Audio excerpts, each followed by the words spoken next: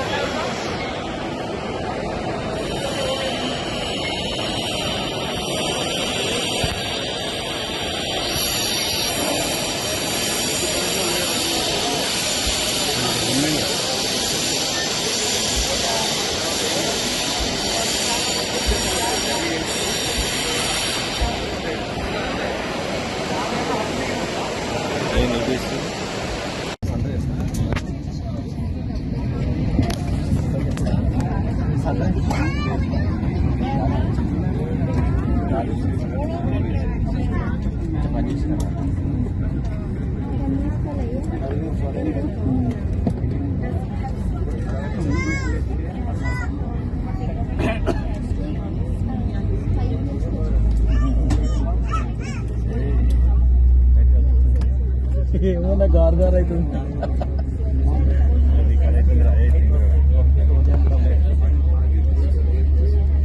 జలకృష్ణ ఇట్లా పిలిస్తే వీళ్ళందరూ వెపన్స్ రావాలంటే వాళ్ళందరూ వెపన్స్ వస్తారు. అప్పుడు వాళ్ళని మీరు దాని ప్రకారం వేసేసుకోండి.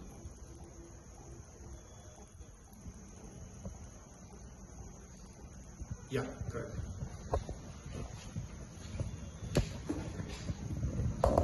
ముగ్గురు కూడా తీసుకోండి కదా ఎందుకు.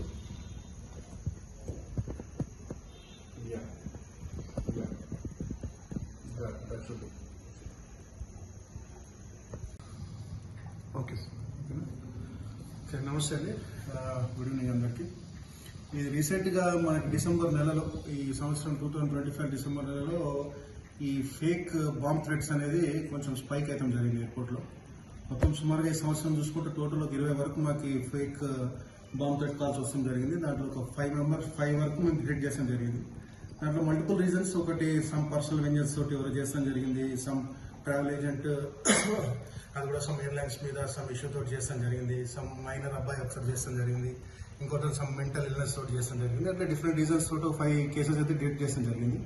ఇంకా ఇప్పుడున్న పెండింగ్ ఇన్వెస్టిగేషన్ కేసెస్లో చాలా మా టెక్నికల్ టీమ్స్ డిప్లాయ్ చేస్తాం జరిగింది. మా సైబర్ క్రైమ్ టీమ్స్, మా cyber security bureau teams deploy చేస్తాం జరిగింది. Definitely we are hopeful that will get a break through and will investigate it, expedite the investigation and detect the case at the earliest. Thank you very much. Sir, ఇప్పటివరకు ఎన్ని విమానాలు శంషాబాద్ నుంచి return అవుతున్నాయి?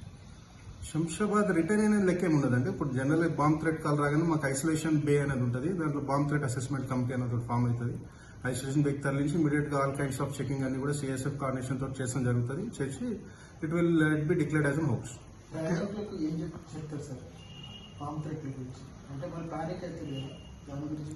Yeah, there's nothing to panic. We are all well prepared to handle any kind of emergency. To handle any kind of emergency, CSF gaani, మేము గానీ, local administration అంతా కూడా we all will be prepared to handle any kind of emergency. Regular గా drills చేస్తూ ఉంటాము. Proper గా ఏమంటాం దాన్ని, ఆక్టోపస్ వాళ్ళే కానీ, ఎన్ఎస్జీ వాళ్ళు కానీ, సిఎస్ఎఫ్ వాళ్ళని రెగ్యులర్ గా సంవత్సరానికి కూడా ఏరోడ్రమ్ కంపెనీ అనేది పెడతా ఉంటారు. రెగ్యులర్ గా డ్రిల్స్, మాక్ డ్రిల్స్ కండక్ట్ చేస్తూ ఉంటాం ఈ అన్ని సిచ్యువేషన్ హ్యాండిల్ చేయడానికి. It is all part of the airport process.